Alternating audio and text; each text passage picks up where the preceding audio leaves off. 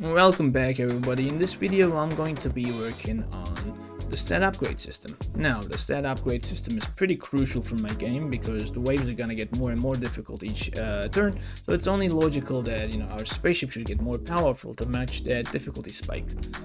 And the way it's going to work is you can assume like the spaceship is just going to collect some scraps that has fallen from our enemies in our previous fight, and using these scraps that we found, we can like upgrade some specific stat of our ship. Now we're gonna be given 3 random choices, and I guess we can, if you're lucky, just choose the damage upgrades, and then we will have like a glass cannon ship, or we can just choose like health and shield upgrades, and we can have like a really tanky ship, or we can just choose like movement speed and like dashing upgrades to like have a really, I guess, fast mobile ship. And we can just choose our stat upgrades to our preferred playstyle. But given that choices are going to be random, there are gonna be like instances where I guess we will have to choose some stat upgrades from different categories, so it's gonna keep our ship balanced. So I feel like that is a win-win in that scenario. And what I first need for this, before I start working on this, is going to be some UI elements, so that I can have some like way for the player to see like what are the choices that are given to them, and they can just choose which stat that I guess upgrade that they feel like is up to their liking. So then all that stuff can happen in the background. And for that I'm gonna need some icons, and like for the health upgrade and the shield upgrade and the dash upgrade, I can already use these icons on the top left. But for the upgrades in some different categories, for like I guess bullet speed and the fire rate and the bullet damage, I'm going to need a bullet icon, which I have already drawn. It was pretty simple. It's just like a circle. And for the movement speed I'm going to need like a ship icon, and so I'm going to draw just that. To have a fast start for drawing this spaceship, I just rendered this I guess pixelated version of our spaceship, I guess a 64 pixels, and I'm gonna draw using this template.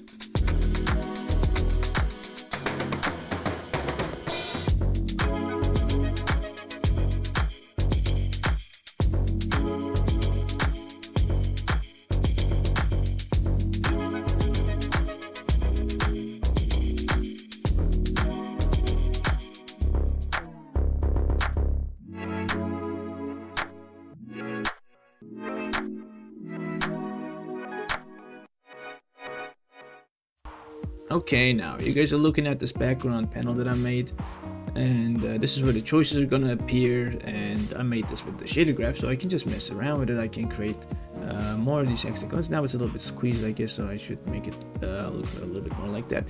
And I can just change the scale for these hexagons. I can make it look something like this, or I can make the widths for these hexagons a little bit wider, which will kind of reveal what's going on behind the scenes, I guess, but that's alright. And we can change the speed for this, we can change the thickness for these shining spots, we can increase the frequency for these, and we can change the rotation for it however we wish. Maybe if we wanted to go just up, right, or some other corner of this, these are all doable.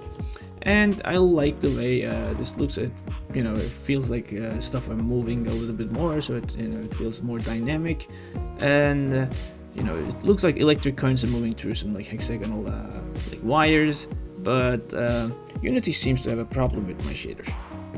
Now let me show you guys about this problem I'm having.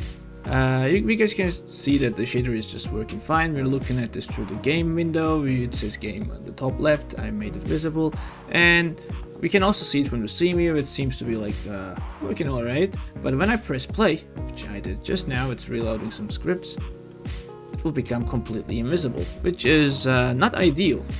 After searching around for a while, I found this issue in the Unity issue trackers, and there's like shaders from ShaderGraph do not work on UI with canvas render mode set to overlay.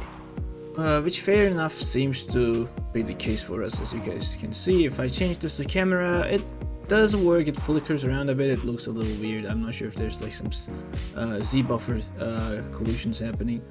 But if I go back to overlay, it does not work. Now with this new screen space camera render mode, I don't know about it, but it just doesn't look as well with me, with the Z buffer flickering around, and the texts on the top left for the UI icons it become more blurry for some reason.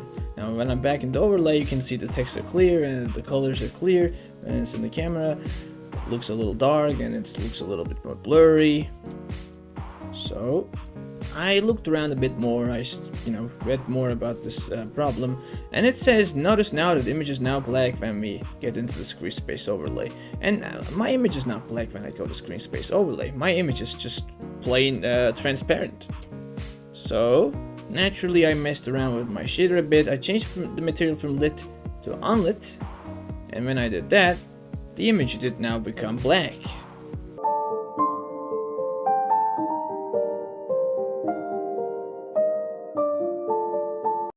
So naturally I wanted to mess around a little bit more with this material modes, and what I found is sprite lit and sprite unlit.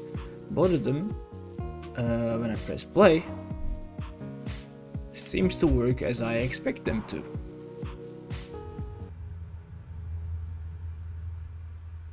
Right, yeah, of course. Such a silly mistake. Well, that's embarrassing, but I'm glad that's settled with. Just when I thought I was out, they pulled me back in. Well, it seems like I talked too soon. So, yeah, everything seems to be working perfectly fine from the game view, but this time, it's invisible in the scene view. And when I change this, I guess, back to like sprite unlit or whatever, it's still the sprites lits are not visible.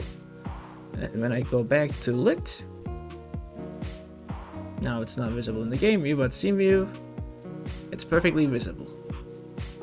Well, now the lazy person in me tells me that I should just don't care about what's happening in the scene view as long as we can see it from the game view. That should be good enough. But some other part of my brain just tells me that if I can't see it in the scene view, something is probably gonna go wrong later in the future. So I went back to the lit mode to analyze what's going on better, so we can see this in the scene, but we cannot see it in the game mode when we play it. And something I found out is that, well, my surface type was opaque when I was in lit shaders, so I don't know why, but when I make it transparent, it does become a little bit grayish here, which I'm not really sure what that means. We still cannot see it from the play mode when we press anyways. And C mode seems to be working just fine regardless. But now that it's transparent and not opaque, which when we go back to the sprite lit or sprite unlit, the scene also shows what's going on. So what did we learn, Palmer? I don't know, sir.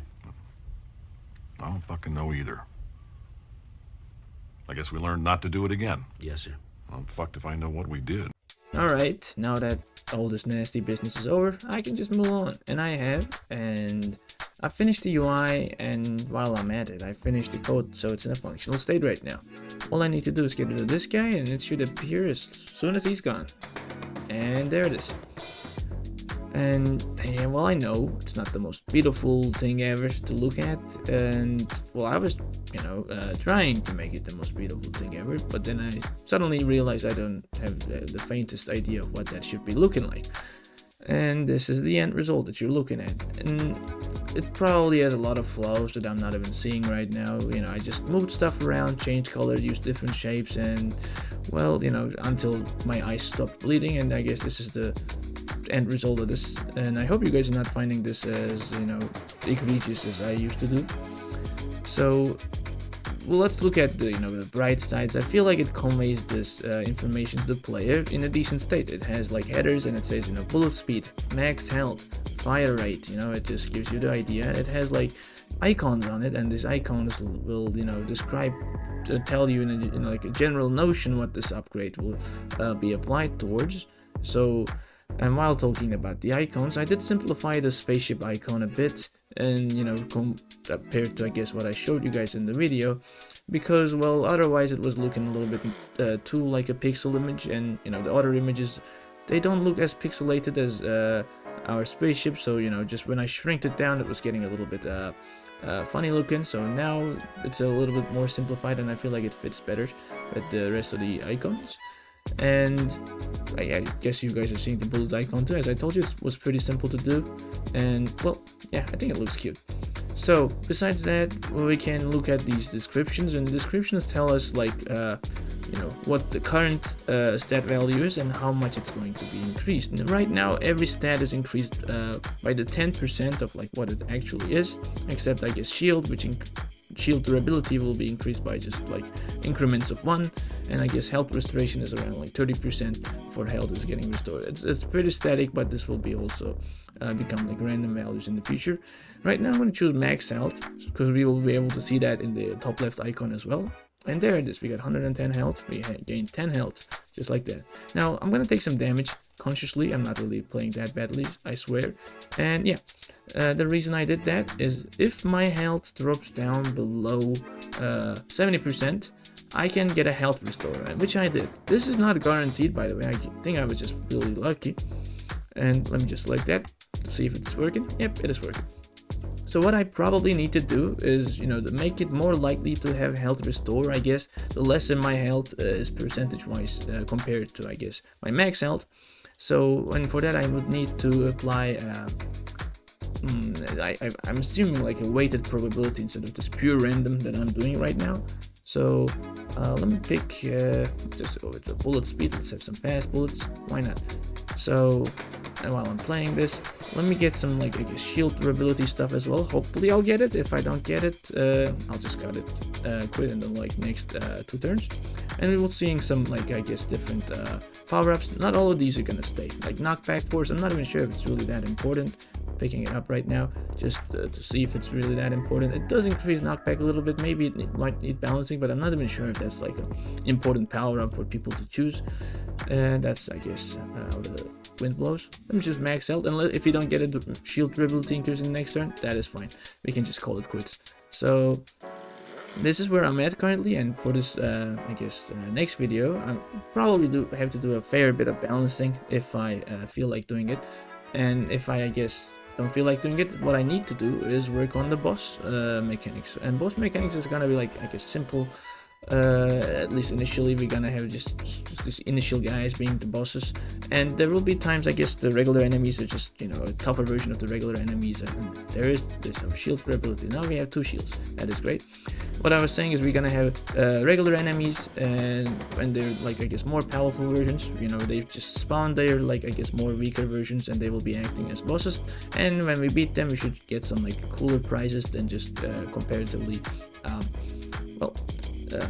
I'm really not looking at what I'm choosing, but comparatively like just instead of just stat upgrades we can get some equipment items and stuff like that. It's going to change our gameplay mechanics. So that's these are the plans for the future, and hopefully I'll see you guys in the next video as well. Goodbye.